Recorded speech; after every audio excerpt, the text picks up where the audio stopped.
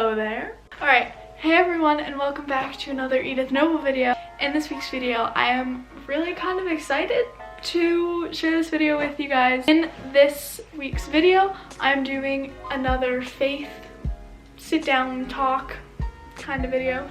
And I did one of these a few weeks ago and I got some good feedback on it.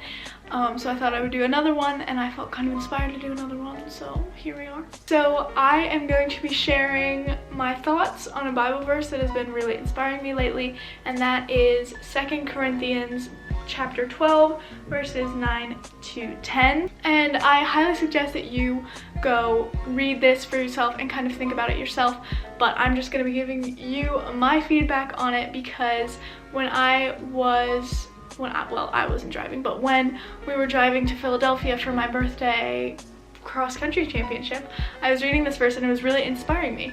And I feel like whenever you read something in like a kind of tough time or when you're like stressed or worried, and then you see how God acts through that verse in your life, and then in that situation that you're stressed about, it's really inspiring, and then it makes you remember that verse more. So I'm just gonna go kind of piece by piece. I'll put the verse on the screen and go piece by piece and kind of explain my thoughts about each line and phrase. So first it says, but his answer was, my grace is all you need, for my power is greatest when you are weak. And by his answer, that means God's answer, obviously.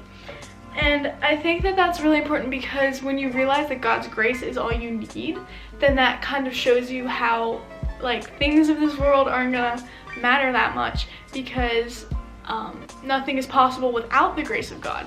So when we have the grace of God that he pours over us, then that is literally all we need, and it will provide for everything that we need. It says, for my power is greatest when you are weak. And that's really important because God's power is shown through us when we're weak. When we're like, oh yeah, I got this, like life isn't that hard, like I can ace this, then it's like, oh, we feel like we don't need God as much. But when we realize that we are weak and we have these weaknesses that we can't do anything about, then that's when God comes into our lives and comes into those weak situations. It says, I am most happy then to be proud of my weaknesses in order to feel the protection of Christ's power over me.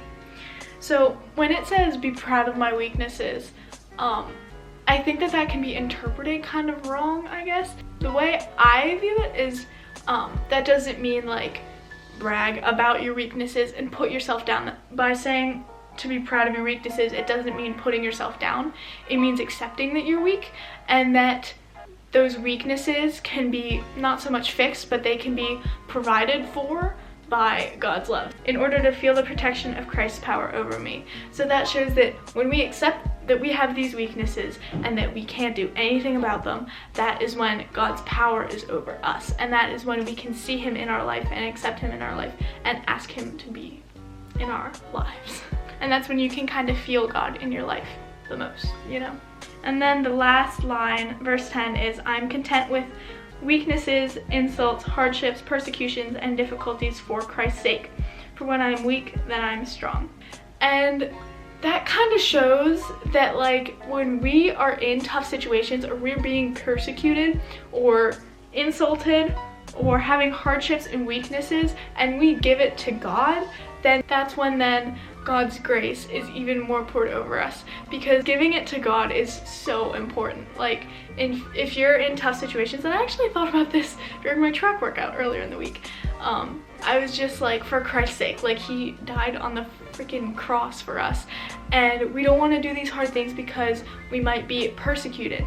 But when you do these hard things for Christ's sake, then you can deal with it, and it's so much easier to deal with it and be happy with yourself when it's through God. And then it says, for when I am weak, then I'm strong. And this is what literally was running through my head like for so much of that race, because I was just thinking like there's so much depth in that verse.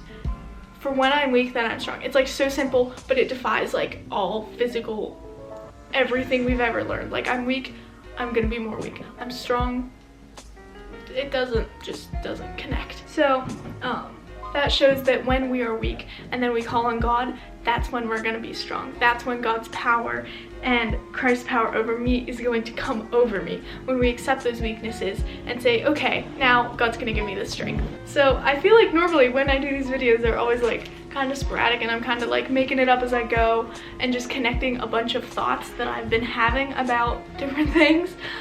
So I hope this video made sense and inspired you, and yeah, let me know in the comments if you want me to do more like talking faith videos, because I enjoy filming them and thinking about them. And check out the blog post that I made on this, which is the title of this video. There's a link in the description to my website, so you should check it out. And I will see you in my next video. Bye. What a wonderful